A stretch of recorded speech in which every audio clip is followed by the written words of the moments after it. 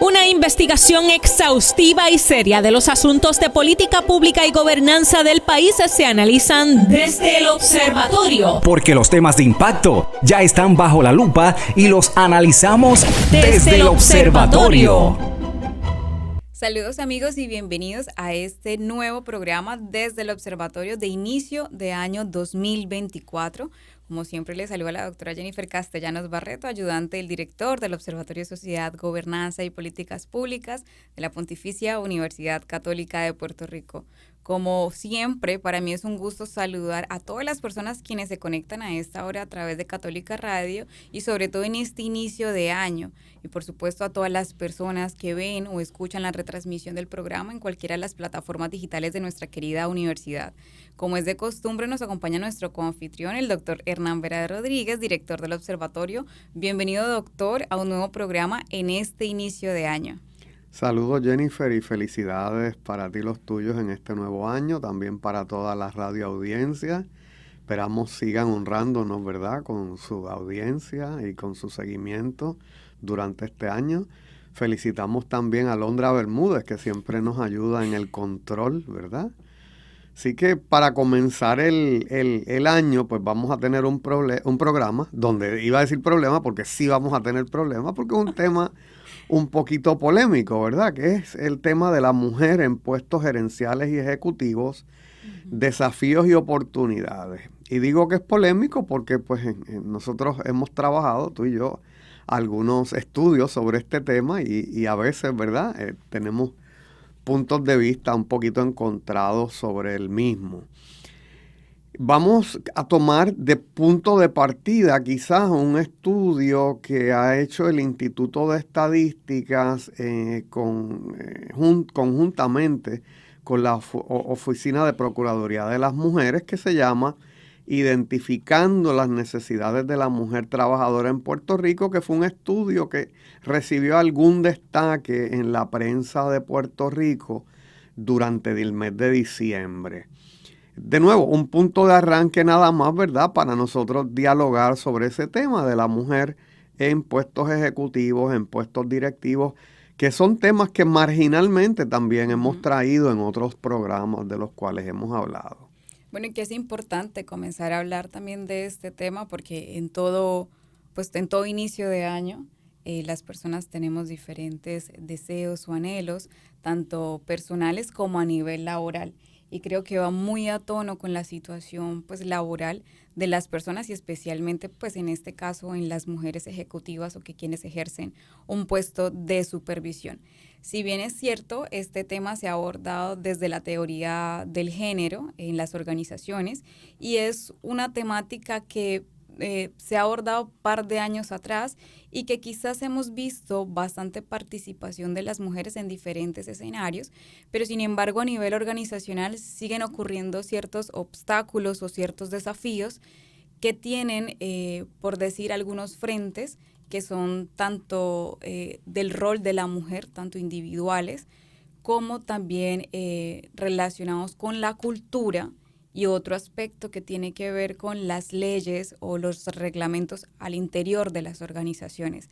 Hablaremos un poco más de manera general, porque ciertamente cada organización, como bien lo mencionábamos ahorita, las instituciones, por ejemplo, educativas o a nivel universitario, tienen algunas particularidades o peculiaridades que pueden hacer que una mujer esté o no esté dentro de un rol de supervisión, y al igual ciertas organizaciones como las multinacionales o incluso las organizaciones más pequeñas llamadas pymes. Así que hay diferencias, digamos por decir, particulares. Sin embargo, abordaremos un poco más general este tema. Sí, esto que traes es importante, ¿verdad? Hay como una segmentación por industrias, ¿verdad? Con respecto al rol de la mujer en puestos ejecutivos. Así que hablábamos que hay industrias, ¿verdad? Llámate, industrias son que la educación, los servicios, la administración pública, donde hay una mayor propensidad de mujeres en puestos ejecutivos versus otras industrias donde es raro ver mujeres en puestos ejecutivos. Así que vamos un poquito, si quieres, por el informe de la Procuraduría de la Mujer, algunos puntos que te hayan que hayas encontrado destacados y dialogamos sobre eso y luego caemos, si quieres, en el tema propiamente. Bueno, yo creo que lo principal que resalta en relación a los puestos de gerencia es que hay un por ciento menor en Puerto Rico que ocupan este tipo de puestos de supervisión. Sin embargo, la muestra fue de más de 13,000 personas, 13,000 mujeres trabajadoras, y cerca del 22% de estas mujeres son mujeres que ejercen puestos de supervisión. Es decir, que estamos hablando casi de 2,400 mujeres en Puerto Rico que ejercen están en puestos de supervisión. Claro. Me parece interesante, ¿verdad? Fíjate que en términos generales, ¿verdad? No necesariamente de cuántas ocupan puestos directivos. Me llamó la atención un gráfico donde me habla de situación laboral, que es una pregunta que nosotros hemos hecho en nuestros estudios. Uh-huh. Ahí encontramos que un 77% de las mujeres encuestadas pues señalaron que de 13,018 mujeres, 77% contaba con un empleo, pero el 18% contaba con 2 empleos o más. Uh-huh. Lo cual me estuvo significativo, ¿verdad? Va a tono con lo que nosotros le hemos llamado la precariedad laboral, con unas políticas que hubo hace tiempo en Puerto Rico, donde no se le daba a nadie casi empleo a tiempo completo, ¿verdad? Yo creo que cuando recién tú llegaste a Puerto Rico, pues, y antes de la pandemia, pues había esa tendencia de que era bien difícil el localizarte en un empleo a tiempo completo. Y lo que conseguía la gente era empleos a tiempo parcial. Hoy día, pues, los patronos andan buscando empleados a tiempo completo, pues, por ciertas situaciones que hemos traído en el programa y que han cambiado con el tiempo. Sí, adicionalmente es importante destacar que, por ejemplo, la mayoría de estas mujeres trabajaban en agencias de gobierno o rama de gobierno, el 38%, a algún municipio con el 16%, en el sector académico público el 15%, corporación pública 11%, empresa privada 7% y servicios profesionales, que es el sector bastante poquito, un porcentaje bien bajito, 5%, trabajo por cuenta propia 3% y otros que no especifican el 2%, ¿sí? Que a grosso modo se puede identificar que la mayoría de estas mujeres encuestadas pertenecían a alguna agencia o alguna organización del sector público. Claro, fíjate, hablando, ¿verdad? La mujer en nuestra sociedad todavía pues desempeña varios roles. La mujer es trabajadora, la mujer es madre, la mujer es esposa, la mujer es cuidadora, ¿verdad? Y se han planteado varias alternativas de horarios, de acomodos, para que la mujer pueda tener unos roles más destacados en el mundo del trabajo. Entonces, por ejemplo, el estudio habla del trabajo remoto, habla de las preferencias que tienen las mujeres de esa modalidad de trabajo y de cuántas realmente están trabajando de esa forma. Así que un 79% de las encuestadas señaló que preferiría trabajar de manera remota versus un 21% que actualmente al momento de la encuesta estaba trabajando de manera remota. Un horario escalonado, el 69% lo preferiría, pero solamente un 31% gozaba de las mujeres encuestadas de ese tipo de horario. Un horario flexible, fíjate, de lo cual venimos hablando los profesores hace tanto tiempo, ¿verdad? Y que no se ha traducido en políticas públicas, de por qué todo el mundo en el país tiene que entrar a las 8 de la mañana, por qué todo el mundo tiene que entrar a las 9, por qué todo el mundo tiene que salir a las 4 o a las 5, ¿verdad? Y ha habido proyectos en Puerto Rico que tristemente nos han volado, ¿verdad? En la legislatura que nos hablan de este horario flexible. El 64% de las encuestadas preferirían tener un horario flexible. Interesantemente, un 36% sí lo tiene. Jornada a tiempo parcial, un 48% lo preferiría y ahí estamos más o menos empatados porque un 52% de las mujeres encuestadas sí se desempeñaban de manera de jornada parcial. Así es, en relación a las características de las mujeres, me llama la atención, y déjame decirlo con datos exactos para no cometer errores. Pues mira, en los sociodemográficos me llama la atención que de estas, aquí señalan que quienes respondieron esa pregunta fueron 7.337 mujeres, y la pregunta era que seleccione el rango de edad al que pertenecen. La mayoría de mujeres que fueron encuestadas están entre los 40 años y los 59 años, son los picos más altos, es decir, aquí hay cerca de un 66% de mujeres en este rango, y mujeres entre 18 y menos de hasta 39 años, está cerca de un 20 y pico %. O sea que hay más mujeres en el sector trabajando actualmente entre los 40 y los 60 años que menores de 39 años, o al menos las que participaron en esta encuesta. Sí, acuérdate que, Puerto Rico es una sociedad envejeciente, ¿verdad? Y si bien estas personas no son adultas mayores todavía, pues tampoco son spring chickens, ¿verdad? Son personas que están en una edad mediana. Y bien probablemente si uno hace un survey, ¿verdad?, de las mujeres trabajadoras en general en Puerto Rico, pues encuentra una distribución bastante similar a la que presentas ahí. Fíjate, en términos de la mujer en puestos directivos, hay un gráfico donde ellos preguntan frecuencia con la que tu patrono te motiva y promueve distintas oportunidades de crecimiento. Ahí el 30% de las mujeres encuestadas dijo que siempre su patrono promueve esas oportunidades de crecimiento. 32% dijo que a veces. A mí en las encuestas a veces me llaman la atención, y lo sabes, los números pequeños.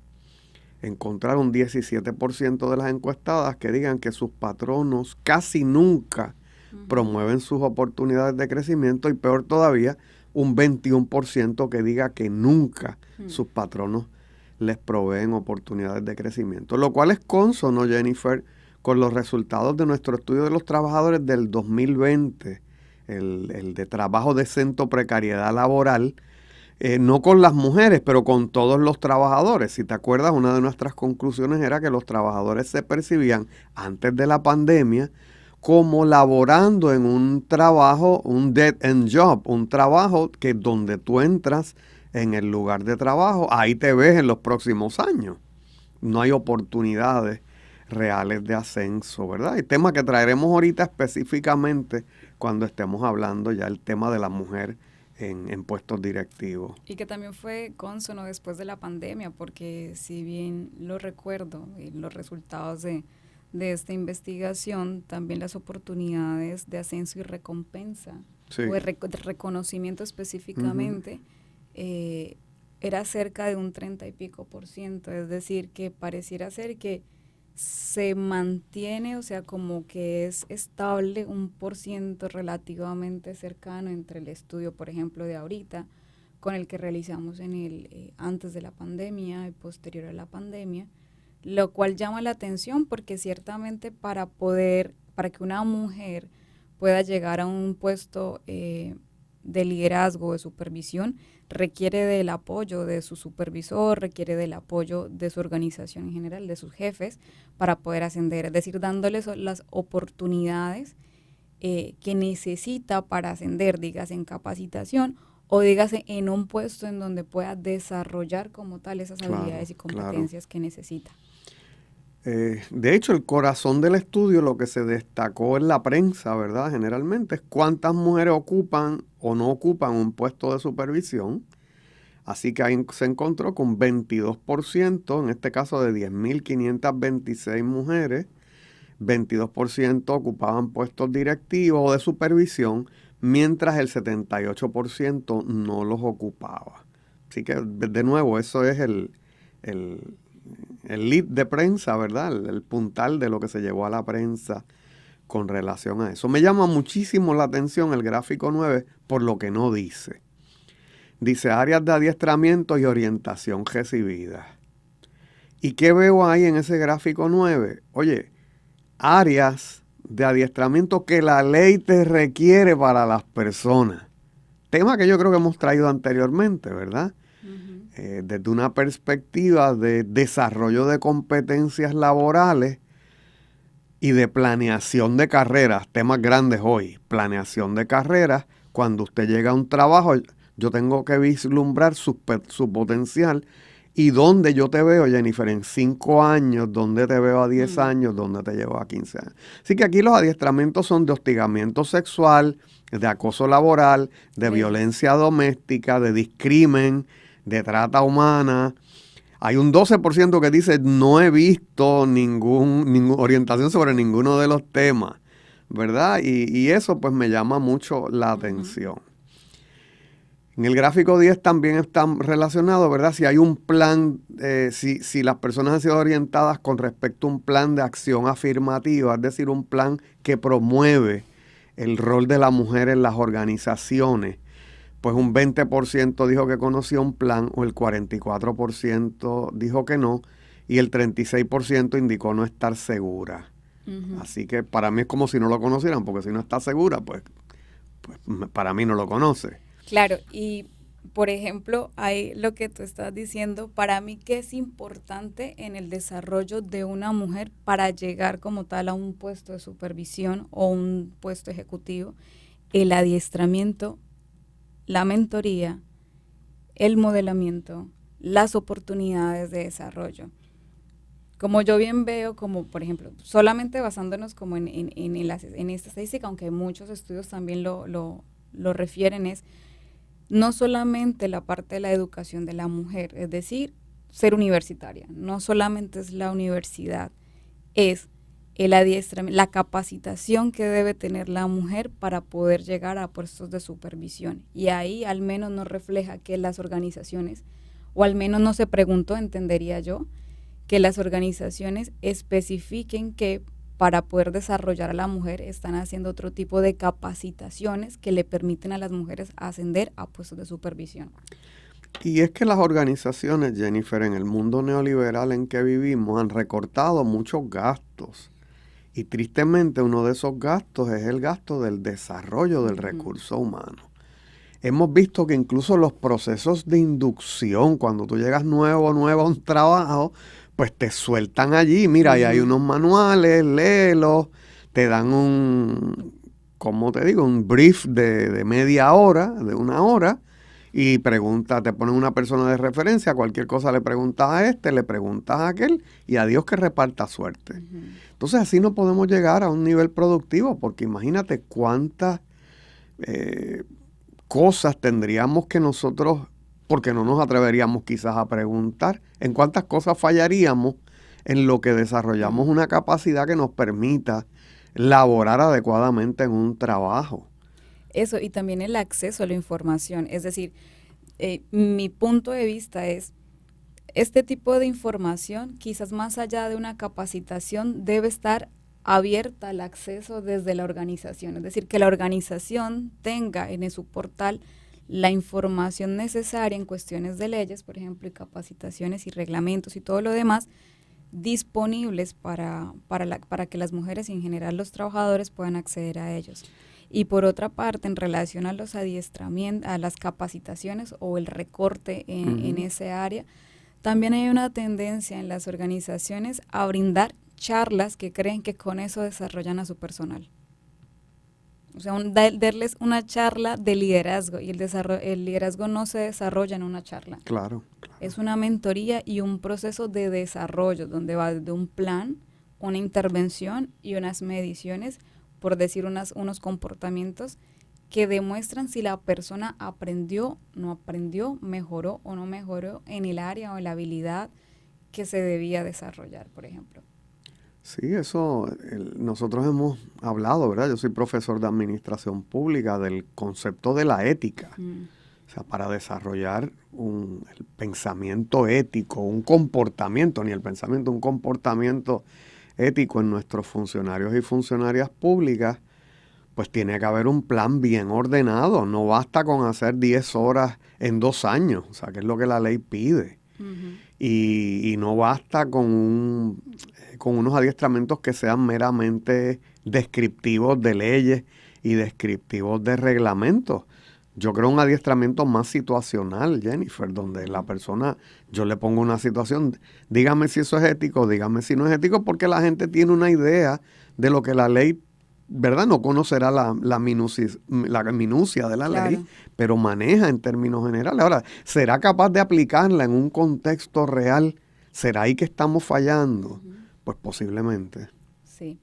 Y aquí volviendo un poco al informe, algo que realmente a mí sí me sorprendió y que para mí debiese ser el foco como de las noticias, debería ser las enfermedades que padece la mujer trabajadora. 38% problemas cardíacos, hipertensión y derrames cerebrales. Menstruación dolorosa, 38%, pero mire cómo está a nivel anímico. Depresión, esquizofrenia y ansiedad, 33%. Obesidad y obesidad mórbida, 28%. Diabetes, 19%. Ceguera parcial, ceguera completa y problemas visuales, 13%. Limitaciones físicas, 6%. Sordera parcial o dificultad para escuchar, 4%. Cáncer, 4%. Para mí, el foco principal de este informe son las enfermedades que padecen o propensas de las mujeres a nivel laboral. ¿Por qué? Porque parte de su salud es el desempeño y el rendimiento de la mujer a nivel organizacional. Claro, eso es, de nuevo hay una epidemiología específica. No sé si de las mujeres en general, y que al hacer ese muestreo de mujeres trabajadoras sale eso. O sea, que habría que hacer eso con las mujeres trabajadoras, pero quizás en la población general, ¿verdad? Hacer un estudio epidemiológico, porque quizás sí, el médico que atiende a esta señora sabe que tiene esta enfermedad, pero la belleza de la investigación social es que uno puede establecer estos patrones, uno puede establecer estas tendencias y puede establecer acciones desde la política pública, que es lo que promueve el observatorio para lidiar con esto. Pues perfecto, doctor. Necesitamos ir a una pausa y ya regresamos en Desde el Observatorio. Desde el observatorio. Amigos, estamos de vuelta en Desde el Observatorio, hoy en nuestro primer programa, hablando sobre la mujer en puestos ejecutivos y gerenciales, aquellos desafíos y oportunidades que enfrentan a nivel organizacional. Doctor, ¿le gustaría hacer algún comentario, alguna referencia, iniciar con algo en este segundo segmento? Sí, mira, yo creo que el segundo parte del segmento, nosotros, ¿verdad?, del programa, debiéramos dedicarlo a ver estudios, ¿verdad?, que establezcan si existe o no existe un tejado de cristal, ¿verdad? Un tejado de cristal, eso del tejado de cristal viene de la década de los 80, donde se usaba ese concepto para designar estas barreras invisibles que impiden a las mujeres calificadas o cualificadas como grupo alcanzar puestos de responsabilidad en las organizaciones en las que trabajan. Es un concepto relacionado, pero no es igual al de brecha salarial, ¿verdad? El tejado de cristal es como, ¿verdad? Imagínate que la organización es una pirámide y que esa parte alta de la pirámide pues tiene un cristal que no permite que la mujer suba, ¿verdad? Desde la teoría feminista pues se elabora esa imagen, ¿verdad? Y desde la psicología industrial organizacional, esa imagen de que, ¿verdad?, hay unos techos invisibles que a veces son por raza, a veces son por edad. En este caso se elabora por el hecho de ser mujer. Esta mujer bien cualificada, bien productiva, que no puede ascender. Y entonces la pregunta es si existe o no existe ese tejado de cristal. Y entonces, ¿qué factores inciden en esa dificultad que tiene la mujer de acceder a esos puestos de carácter supervisorio? Hay que hacer notar, Jennifer, estábamos hablando fuera del aire, yo creo que es bien meritorio traerlo, que en las organizaciones el tener, como dice el informe de la Procuraduría de la Mujer, un 22% de mujeres en 10.000, una muestra de 10.000, pues es significativo. O sea, nosotros desde acá, ¿verdad? Nuestro análisis es que en las organizaciones no todo el mundo puede ser directivo, ¿verdad? Claro.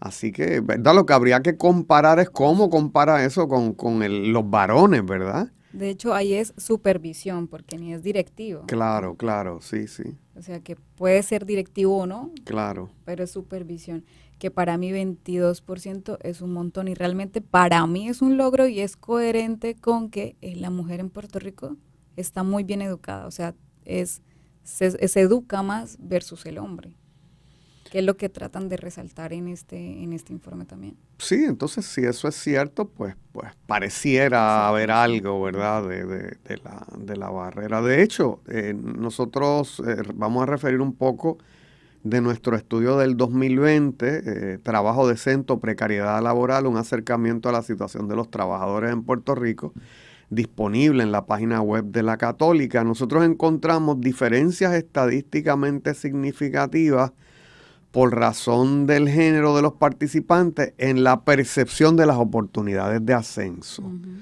Los varones percibían que tenían mayores oportunidades de ascenso que las mujeres. También encontramos diferencias estadísticamente significativas en la escala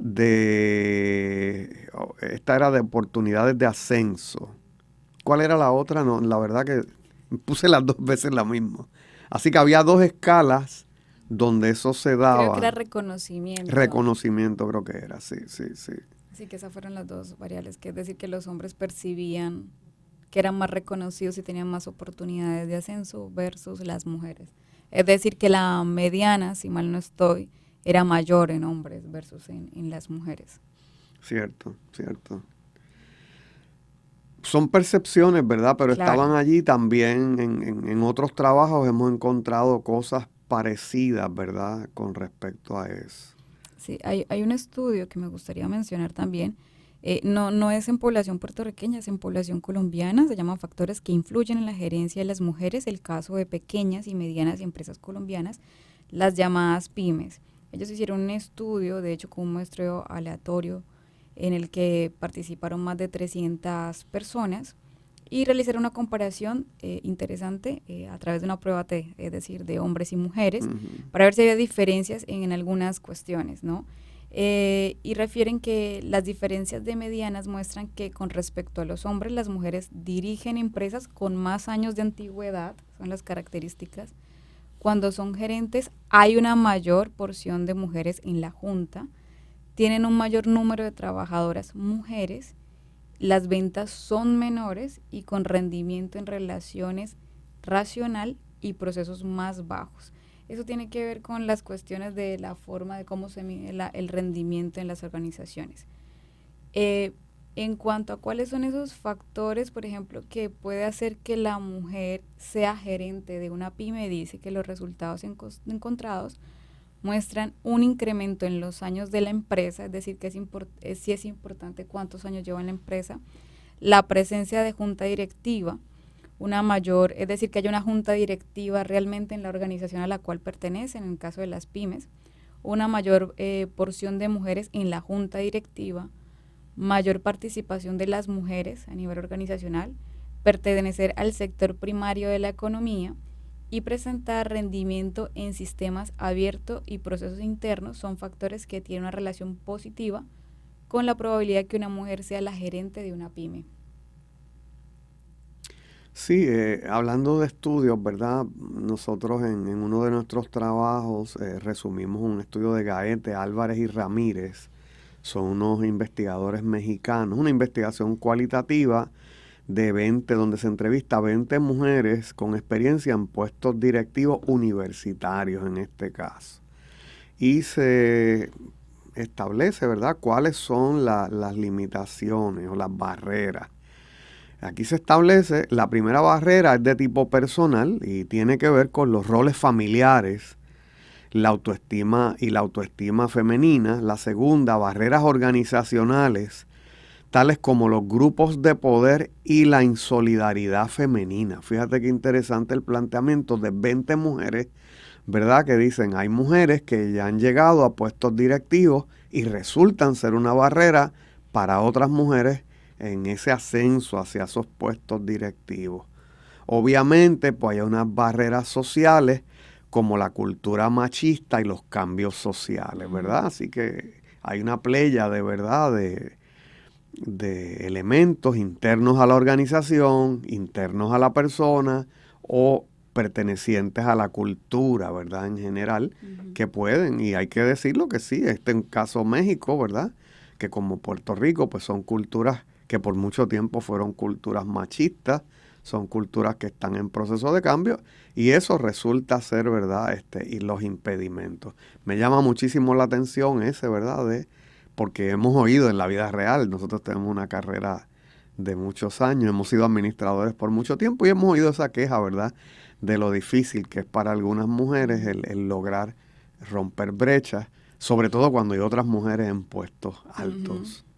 Y fíjate, en cuestiones de características de las mujeres, por ejemplo, en la edad, este estudio resalta que uno pensaría que la mujer entre más años es más probabilidad que sea alcance un puesto ejecutivo o un puesto de gerente en la organización. Y este estudio, al menos para las pymes, ¿no? Porque en las multinacionales y en las organizaciones de más de 3,000 empleados y así, es un poco más complejo. Pero, por ejemplo, en la particularidad de este estudio, cuando la mujer tiene menos edad, es más probable que sea gerente versus aquellas que son mayores. No mencionan un rango específico, pero en cuestiones de comparación lo señala. Y fíjate que sí es importante los años que lleva en la empresa para que llegue a un puesto de gerencia versus, por ejemplo, no tener tanta experiencia o no ser tan participativa en la organización. Y aquí prima, por ejemplo, el rendimiento. Si es una mujer que ha mostrado logros, por decirlo así, y ha mostrado productividad y rendimiento a nivel laboral.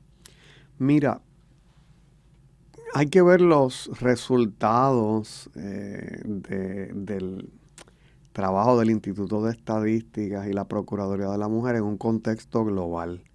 Hay una firma que se llama Grant Thornton, es una firma de consultores y tiene un informe del 2021, se llama Women in Business, claro, es la mujer en los negocios del 2021. Y entonces hace unas comparaciones mundiales y dice que actualmente la proporción de mujeres en papeles de gerencia senior o de liderazgo senior a través del mundo es de un 31%, ¿verdad? Y no solo eso, sino que esa tendencia desde el 2017, ha sido en ascenso. Es decir, que vamos mejorando. 2017 25%, 2018 baja un poco al 2024, 2019 29%, sí, 2020 29% y 2021 31%. Por las regiones, vamos a compararnos, en Estados Unidos, Norteamérica, Estados Unidos y Canadá 33%, la Unión Europea 34%, África 39%, Asia 38% y América Latina 36%. Así que parece haber un ascenso, ¿verdad?, de la mujer en puestos de roles senior de liderazgo en los negocios, ¿verdad? Y que son temas que generalmente eran cerrados. Se destaca, por ejemplo, ¿verdad?, cuando van a estos puestos senior, cógete, por ejemplo, el rol de Chief Executive Officer, el oficial principal de una organización. En el 2020, 15%, en el 2019, 15%, 2020, 20%, 2021, 26% de las mujeres. Y eso es a nivel mundial. A nivel mundial, en el rol principalísimo de una organización. Imagínate. Claro, ¿verdad? Cógete otro rol poquito difícil, el rol financiero de principal ejecutivo financiero de una compañía. En el 19, 34%, en el 20, 30% y en el 21, 36%. Entonces, cuando tú juntas esos dos roles, el oficial ejecutivo principal y el oficial financiero principal, pues ahí tienes casi todo el poder en las organizaciones. Y más de una tercera parte de esas posiciones senior a nivel mundial, pues son ocupadas por mujeres. Fíjate qué interesante, y yo le sumo a eso que estás diciendo algo particular que también tiene que ver con la empresa, no propiamente con las capacidades de la mujer.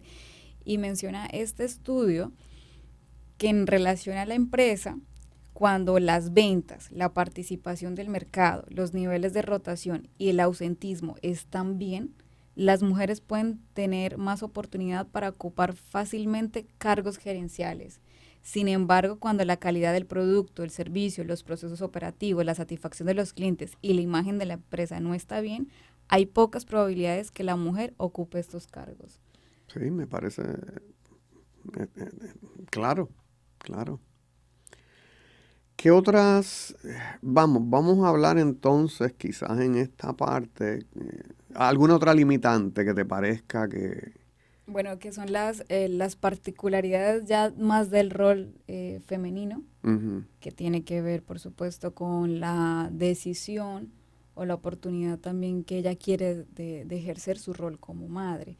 Y ahí, por ejemplo, el informe del instituto resalta que las mujeres tienen un doble rol, es decir, tienen como una doble jornada, una jornada laboral y una jornada en su casa.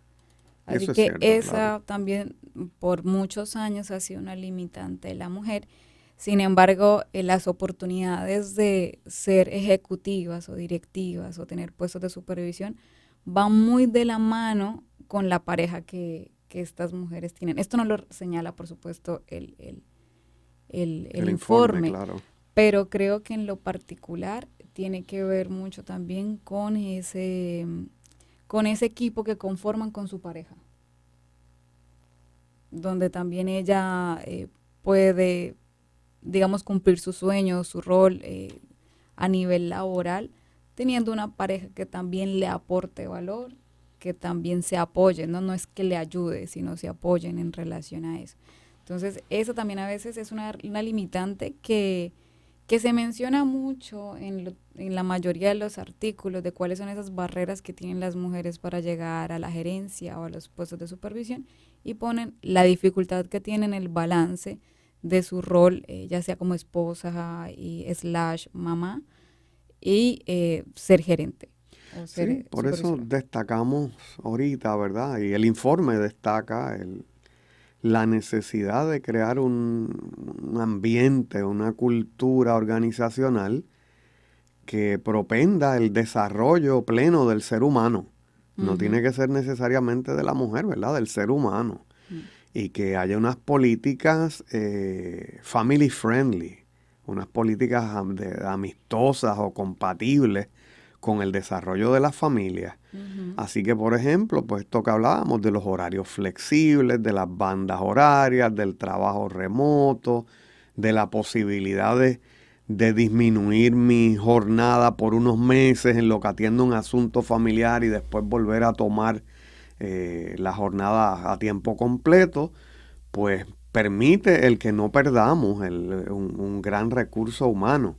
La capacitación, ¿verdad? Es la planeación de carreras, como decía yo al principio del programa. O sea, tienes una joven que te llega, que es talentosa, que promete. Si tienes las políticas adecuadas, un programa de mentorías como el que tú señalas, peer to peer, ¿verdad? De mujer a mujer en ese caso, posiblemente, pues sería mucho más efectivo que no tener ningún programa de mentoría o tener un programa de mentoría donde hay una perspectiva masculina únicamente. Claro, hay uno de los desafíos, una de esas barreras o obstáculos también que pueden enfrentar las mujeres. Lo menciona, esto no lo digo yo, lo menciona en un artículo LinkedIn, la red social, la falta de modelos a seguir, o sea, la falta de un rol femenino, un rol de la mujer, un liderazgo que me permita a mí como modelar. Y ellos dicen que una estrategia que puede tomar las empresas para tratar este tema es realizar actividades que mantengan a las mujeres con un sentido de inspiración, ya sea recomendando lecturas sobre los líderes en su industria o estableciendo programas con mentoras internas o externas, lo que bien mencionaba de la mentoría, que a veces lo pasamos por desapercibido, pero a veces el modelo que se tiene a seguir en las organizaciones no es propiamente una mujer, sino un varón. Sí, yo creo que en Puerto Rico hace falta que esas mujeres que llegaron a estos puestos importantes en nuestra sociedad, pues un poco ayuden a las jóvenes que están subiendo, sea un poco hablando sobre su fórmula, ¿verdad?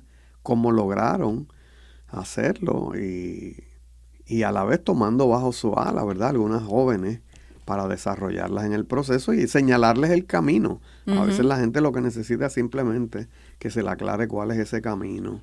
Y yo creo que también hay un punto importante y quizás la gente no lo menciona porque puede ser incómodo, pero no todas las personas estamos hechas para ser líderes o supervisores o tener personas a cargo. Y yo creo que es algo bien importante de manera individual identificar primero si lo quiero y segundo si tengo las competencias porque de nada sirve quererlo cuando no estoy capacitado para realizarlo. Y no solo se trata de tener educación formal, por ejemplo, y me voy a tomar yo como referente para no aludir a nadie, y es, si yo quisiera ejercer un puesto de supervisión, pues yo soy muy consciente que a mí me faltan habilidades o algunas competencias para la supervisión, las cuales debo buscar o capacitarme yo misma, el autoaprendizaje, o la organización en donde estoy, por ejemplo, si yo me posicionara a un puesto de supervisión, darme la oportunidad de que esa experiencia que me falta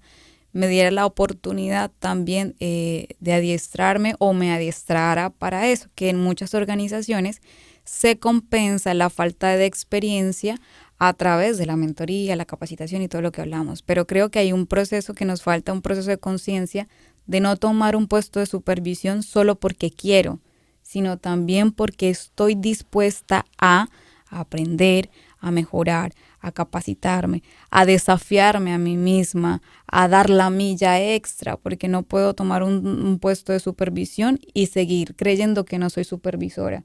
Y estoy dispuesta a modelar todas aquellas conductas que quiero que la gente que está bajo mi supervisión ejerzcan.